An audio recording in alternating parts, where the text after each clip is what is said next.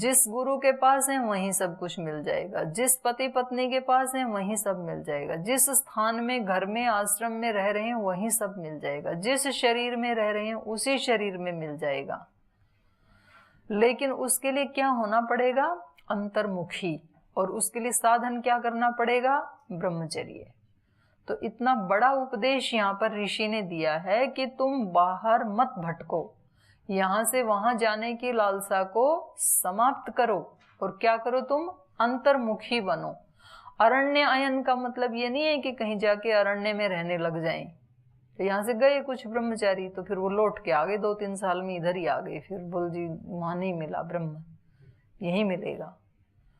तो ऐसे होता है। वो सब जगह का खाना खा के इधर उधर धक्के खा के फिर वापस में कहाँ पार पड़ेगी? घर में ही पड़ेगी, फिर खाओगे वो ही। तो असली घर हमारा भगवान ने बना के दे दिया है हमें।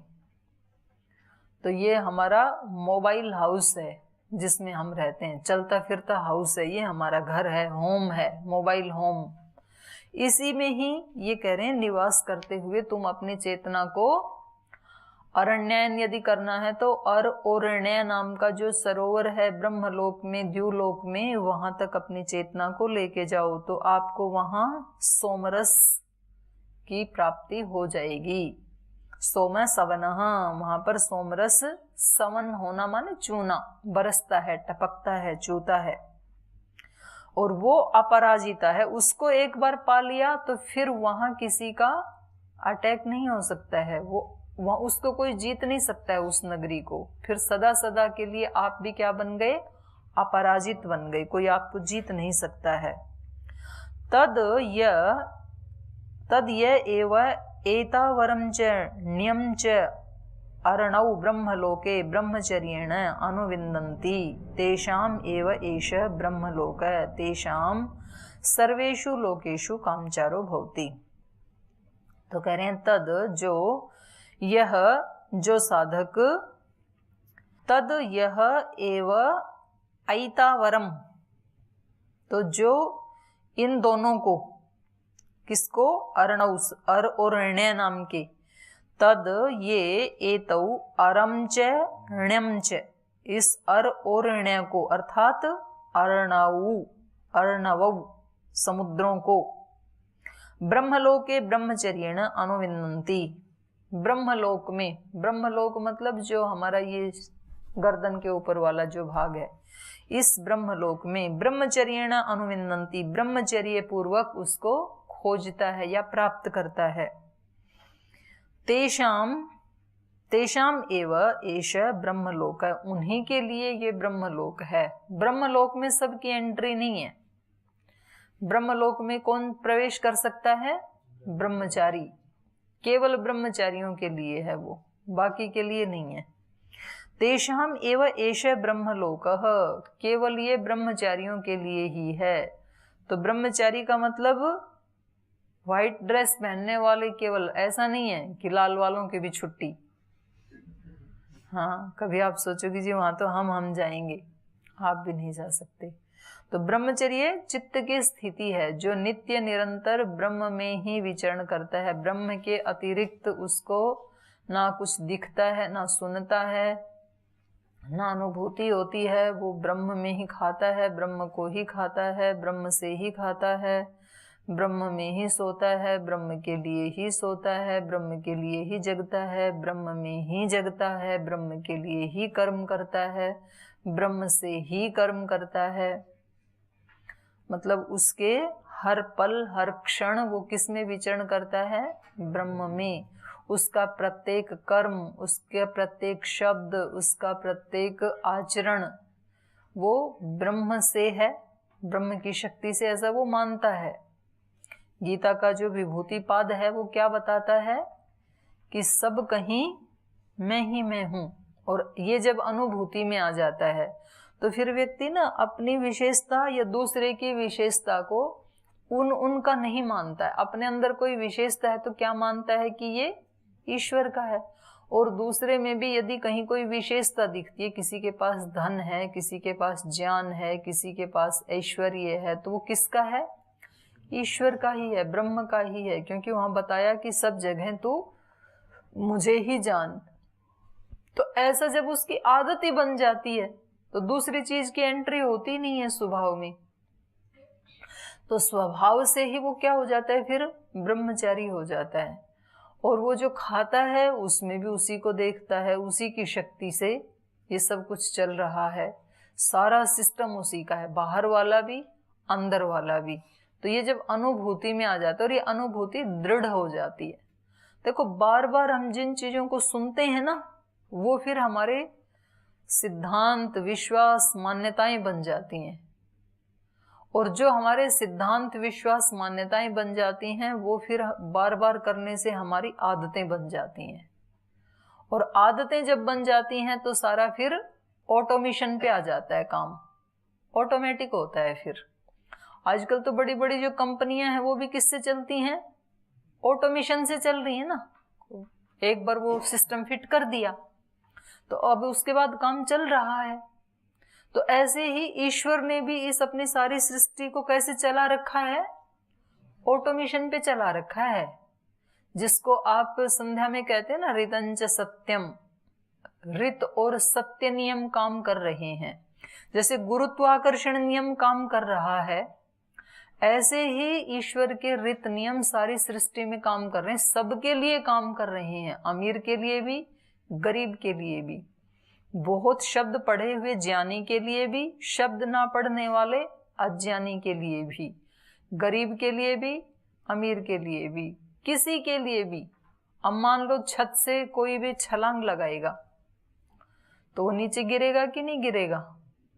अब छलांग चाहे कोई विद्वान लगा दे चाहे कोई अनपढ़ लगा दे, गुरुत्वाकर्षण का नियम जो है वो दोनों को नीचे खींचेगा ना। ये तो नहीं कहेगा कि भाई ये विद्वान को तो कम से कम नीचे ना खींचो, इसको चोट लग जाएगी, हाथ पैर टूट जाएंगे। ऐसा होगा क्या? नहीं होगा, सबको खींचेगा। चाहे कोई राजा छलांग लगा दे चाहे कोई रंक लगा दे कि जी ये तो पीएम है, देश के प्रधानमंत्री हैं, इनको छलांग लगने से तो नीचे नहीं खींचेगी पृथ्वी, कहीं उनकी चोट ना लग जाए। ऐसे थोड़ी होगा। ये तो राजा हैं, ये तो महाविद्वान है, ऐसे नहीं होगा। वो नियम सबके लिए काम करता है, सबको खींचता है वो। ऐसे ही ईश्वर के जो ऋत नियम हैं, जो ब्रह्मचर्य का पालन करेगा वो ब्रह्मलोक में प्रवेश करेगा, जो ब्रह्मचर्य का पालन नहीं करेगा वो ब्रह्मलोक में प्रवेश नहीं करेगा। ऐसे ही मानसिक आकर्षण के नियम हैं, मन से भी हम शक्तियों को खींचते हैं ना, तो मन से हम वो उन्हीं को ही खींचते हैं जैसा हमने सुना है या पढ़ा है, बार बार सुना है, तो फिर वो हमारा स्वभाव बन जाता है और हम बार बार वैसा विचार करते हैं, वैसा ही भाव हमारे मन में आता है। और जैसा भाव और विचार हमारे मन में आता है उसी शक्ति के साथ हमारी फ्रीक्वेंसी सेट हो जाती है और फिर वही चीजें हमारे जीवन में आने लगती हैं, अच्छा हो या बुरा हो। तो जैसे जैसे उस दिन भी मैं बता रही थी, जो हमारे 3 न दिखने वाले जो जगत हैं उनकी स्थिति अंदर से कैसी चल रही है, वो उन शक्तियों को ही आकर्षित करते रहते हैं। इसलिए ऋषि कहते हैं कि ये उपदेश एक बार सुनना पर्याप्त नहीं है, न सकृद उपदेशादपि, सांख्य दर्शन का सूत्र है ना। एक बार सुनना पर्याप्त नहीं है, क्योंकि अनादि वासनाया बलवत्वात्, अनादिकाल की जो वासनाएं है ना वो बहुत बलवान है, तो एक बार सुनने से नहीं कटेंगी वो।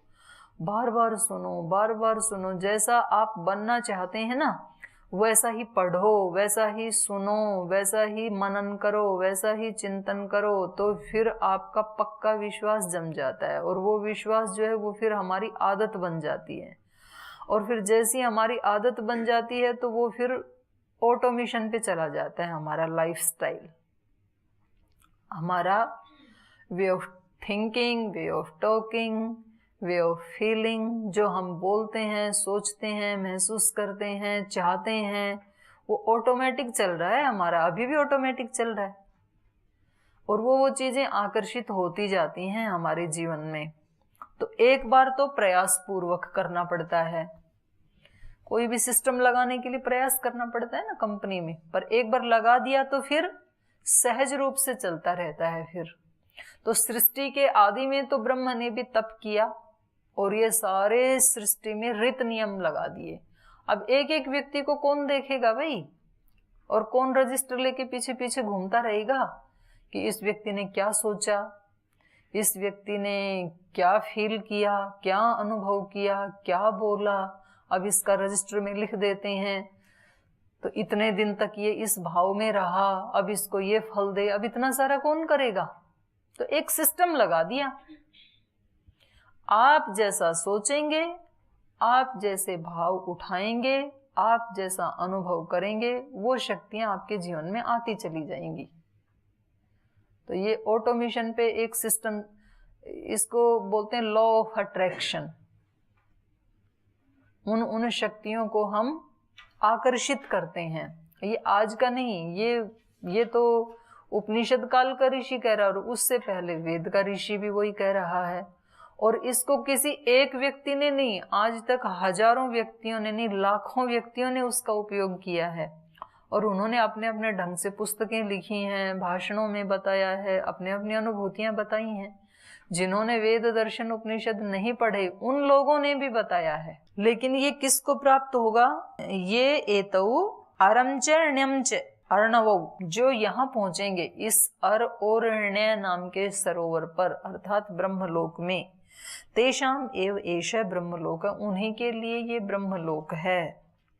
तेषाम सर्वेषु लोकेषु कामचारो भवति, जो यहाँ पहुंच गया माने आत्मवेत्ता जो बन गया, उसका सब लोकों में कामचार हो जाता है, वो सब जगह जा सकता है, माने उसको सब कुछ की उपलब्धि हो जाती है।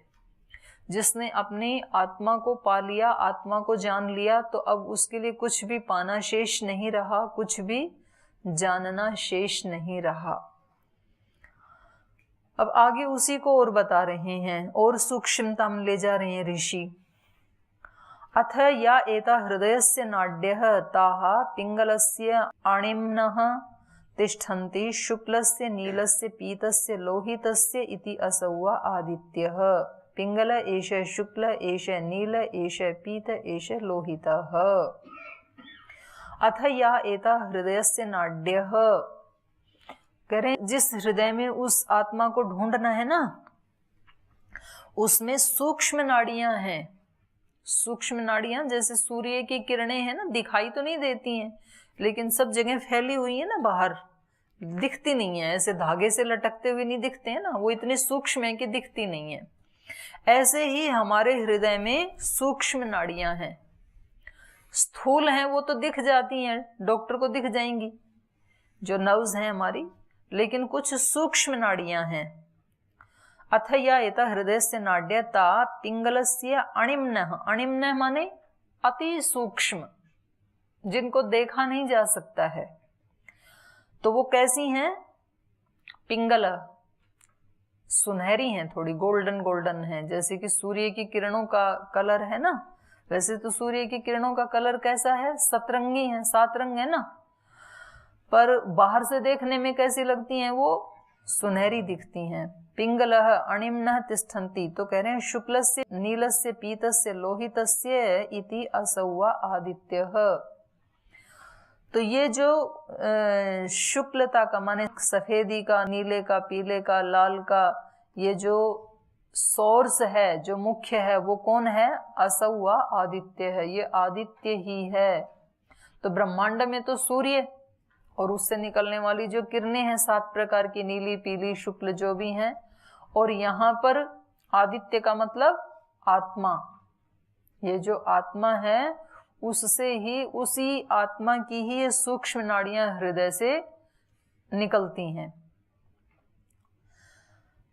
असौ वा आदित्य है। पिंगल एष शुक्ल एष नील एष पीत एष लोहितः। ये सूर्य ही शुक्ल है, यही पिंगल है, यही नीला है, यही पीला है, यही रक्त है, ये सब रंग उसी के ही हैं। ये सूक्ष्म नाड़ियों में जो रंग दिखाई देते हैं, साधक को कभी कभी रंग दिखाई देते हैं ना साधना करते समय, तो वो सूक्ष्म नाड़ियों के रंग हैं। जैसे बाहर सूर्य के प्रकाश में जो रंग है वो कब दिखते हैं? जब वो इंद्रधनुष बन जाता है बारिश के समय में, तब दिखते हैं वो 7 रंग। या तो फिर एक ग्लास विशेष में देखें तब दिखते हैं वो 7 रंग, वैसे तो नहीं दिखते हैं। तो ऐसे ही साधक को भी दिखते हैं। तो ये जो सूक्ष्म नाड़ियों के रंग हैं ये वहीं से ही निकल रही हैं, उसी आदित्य से ही निकल रही हैं ये। तद यथा महापथ आतत उभौ ग्रामौ गच्छति इमं च अमुं च एवं एव एता आदित्यस्य रश्मय उभौ लोकौ गच्छन्तीं इमं च अमुं च अमुस्मात् आदित्यात् प्रतायन्ते ता आसु नाडीसु सृप्ता आभ्यो नाडीभ्यः प्रतायन्ते ते अमुस्मिन् आदित्ये सृप्ताः। करें ये कैसे होता है? करें तद यथा महापथ आततः, जैसे मान लो कोई महान पथ विस्तृत हो, आतत माने फैला हुआ हो, जैसे मान लो कोई विशाल रास्ता हो, कोई राजपथ हो, जनपथ हो, और वो क्या करता है, उभौ ग्रामौ गच्छति, दोनों गांवों की तरफ जाता है, इमं च अमुं च, एक गांव इधर है एक गांव इधर है, बीच में रास्ता है। तो ये रास्ता, कोई पूछे कि ये रास्ता किधर जा रहा है तो क्या कहेंगे, दोनों तरफ ही जा रहा है, उस गांव में भी जा रहा है इस गांव में भी जा रहा है, रास्ता एक ही है। लेकिन जब आप उस साइड से चलेंगे तो इस गांव में जा रहा है, इस गांव से चलेंगे तो उस गांव में जा रहा है, रास्ता एक ही है, महापथ है। तो कह रहे हैं जैसे कोई ऐसा महापथ फैला हुआ हो और उभौ ग्रामौ गच्छति, इमं च अमुं च, इसमें भी और उस गांव में भी, एवं एव वैसे ही, एता आदित्यस्य रश्मयः, ये आदित्य की रश्मियां हैं, ये सूर्य की रश्मियां भी ऐसी ही हैं। उभौ लोकौ गच्छन्ति, ये भी दोनों लोकों में जाती हैं, सूर्य लोक में भी पृथ्वी लोक में भी, वहीं से तो आती हैं पृथ्वी लोक में, सूर्य लोक से ही तो, और शाम को वापस सूर्य में ही चली जाती हैं फिर। तो ये महापथ बना हुआ है द्युलोक से पृथ्वी लोक पर्यंत, और वही रश्मियां अंदर भी प्रवेश करती हैं सूक्ष्म रूप से। जो आत्मा है हमारा, एक आदित्य बाहर है, ऐसे ही एक आदित्य अंदर है। और दूसरी तरफ से ये कह रहे हैं कि जैसे बाहर के आदित्य में वो बहुत सारे रंग हैं, सप्तरंग हैं, ऐसे अंदर वाले आदित्य में भी वो ही सप्तरंग हैं। तो ये जो अंदर वाला आदित्य की जो रश्मियां हैं वो बाहर वाले आदित्य से मिलती हैं जब मृत्यु के बाद ये जाता है, और बाहर से जो आने वाली आदित्य की रश्मियां हैं वो अंदर तक भी जाती हैं। तो ये एक बहुत बड़ी ये साइंस बता रहे हैं यहाँ पे। आदित्य से रश्मय उभौ लोकौ गच्छन्ति इमं च अमुं च अमुस्मात् आदित्यात् प्रतायन्ते, उस आदित्य से ये प्रतायन्ते फैलती हैं, ये रश्मियां वहां से चलती हैं और फिर दोनों लोकों में फैलती हैं। अमुष्माद आदित्यात् प्रतायन्ते ता आसु नाडीसु सृप्ता, और वो ही रश्मियां आसु नाडीसु, इन सूक्ष्म नाड़ियों में जो हृदय से निकलती हैं ना, उन नाड़ियों में सृप्ता फैलती हुई या सरकती हुई, आभ्य नाड़ीभ्य प्रतायन्ते, इन नाड़ियों से ही फिर वापस भी आ जाती हैं यही रश्मियां। तो ये किरणों के आने का यूं समझ लो राजमार्ग बने हुए हैं, जैसे फ्लाइट आदि के जाने के मार्ग बने हैं ना आकाश में, ऐसे सूर्य की रश्मियों के आने के भी ये मार्ग बने हैं। तो उस मार्ग से ये रश्मियां उस लोक से इस लोक में आती भी हैं, जाती भी हैं। और ऐसे ही अंदर हृदय से निकलने वाली जो नाड़ियां हैं वो आत्मा से ही निकलती हैं, और पूरे शरीर के एक एक रोम रोम तक, एक एक अणु परमाणु तक वो फैली हुई हैं, प्रतायन्ते, और वहीं से सिमट के फिर आदित्य में भी चली जाती हैं, ब्रह्मलोक में भी चली जाती हैं। ता आसु नाड़ीसु सृप्ता आभ्यो नाड़ीभ्य प्रतायन्ते, और इन्हीं नाड़ियों से वो फैलती हैं, और अमुस्मिन आदित्य क्षिप्ता, और वे इस सूर्य में पहुंच जाती हैं।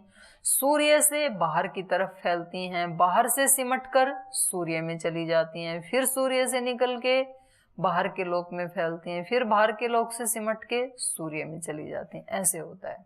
तो रात को जब हम सोते हैं तो वो सारी रश्मियां हमारी सूर्य में सिमट जाती हैं। जैसे बाहर के सूर्य की रश्मियां शाम को सूर्य में चली जाती हैं तो अंधेरा हो जाता है, ऐसे ही जब हम रात को सो जाते हैं तो जिस आत्मा से ये रश्मियां निकली थी हमारी, उसी में फिर लीन हो जाती हैं।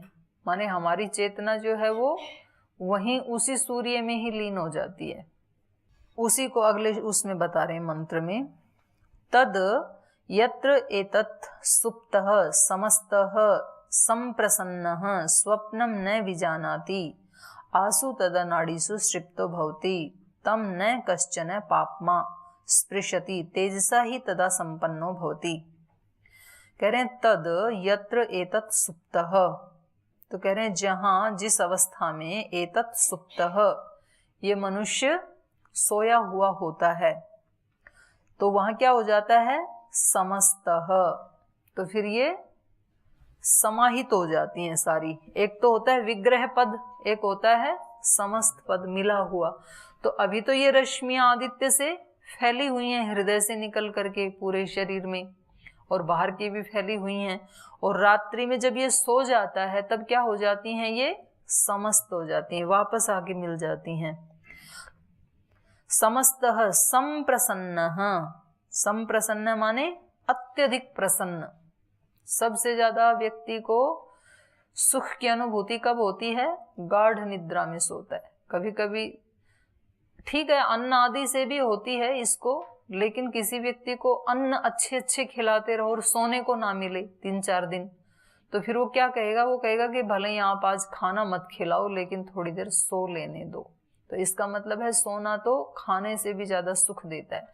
कोई व्यक्ति जागते हुए कितना भी परेशान, कितना भी दुखी क्यों ना हो, लेकिन सोने के बाद वो दुख की अनुभूति नहीं होती है। इसलिए कहा वो कैसा हो जाता है, संप्रसन्नः, अत्यधिक प्रसन्न होता है उस समय। स्वप्नम न विजानाति, उस समय कोई स्वप्न भी नहीं चलता। गाढ़ निद्रा की बात कही जा रही है, सुषुप्ति की बात कही जा रही है। समाधि, सुषुप्ति, मोक्षेषु ब्रह्म रूपता, तो तीनों में एक ही जैसा सुख मिलता है, समाधि में, सुषुप्ति में और मोक्ष में। पर ये थोड़ी देर के लिए मिलता है और अनजाने में मिलता है। समाधि में ज्ञान पूर्वक मिलता है और मोक्ष में सदा सदा के लिए मिलता है। इतना अंतर है तीनों में। तो स्वप्नम न विजानाति, जब ये स्वप्न भी नहीं देखता है, आसु तदा नाड़ीषु सृप्तो भवति, तब इन नाड़ियों में गई हुई होती है चेतना।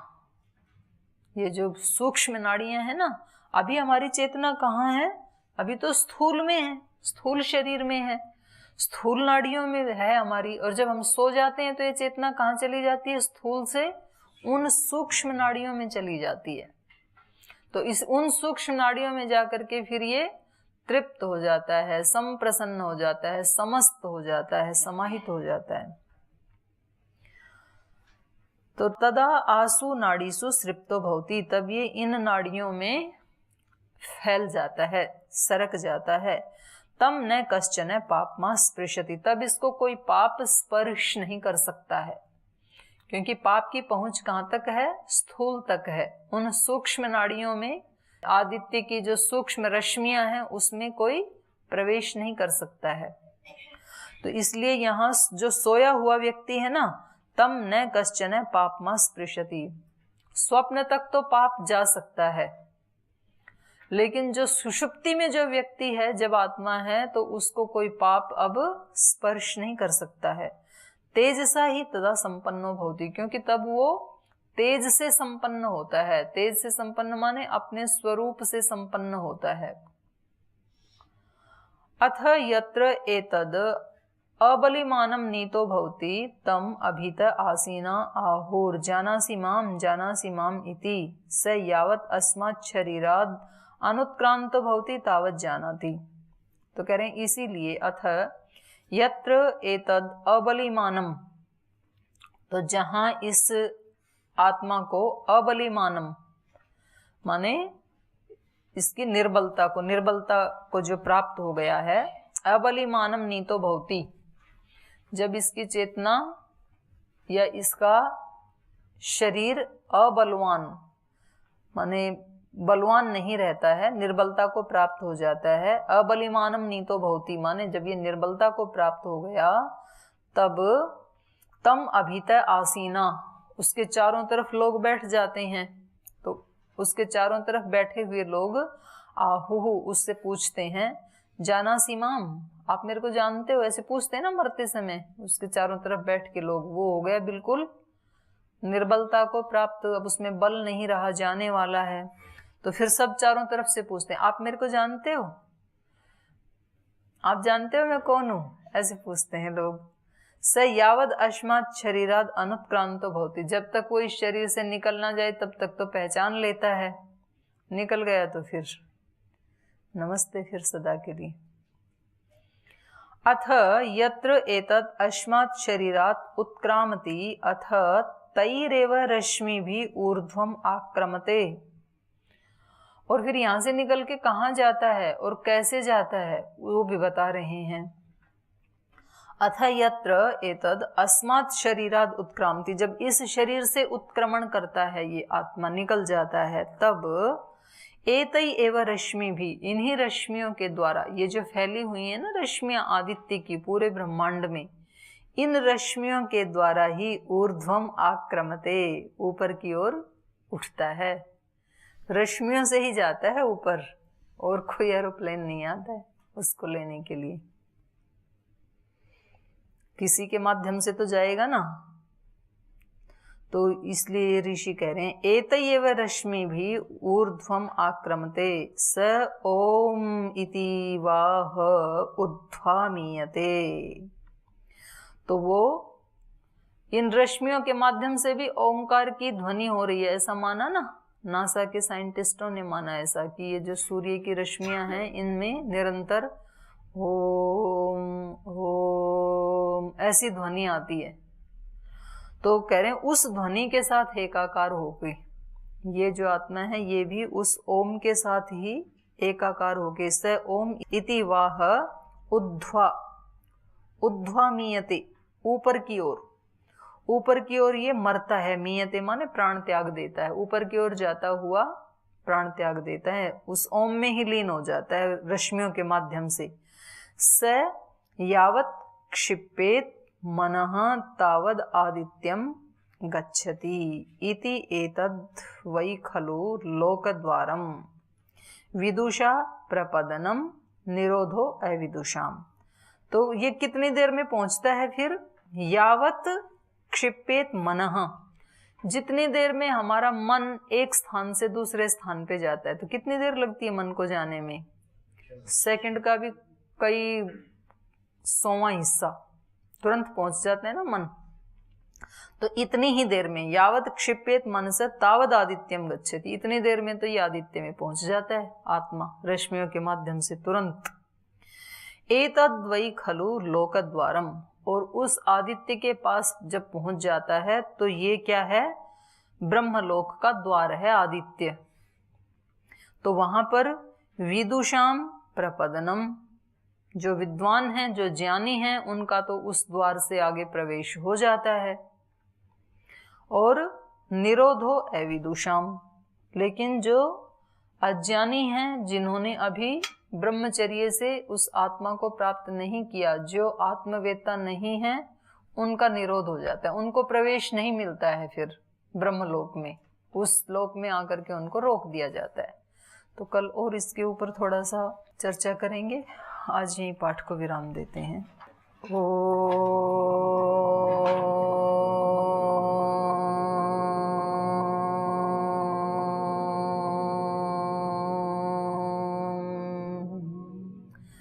शांति शांति शांति।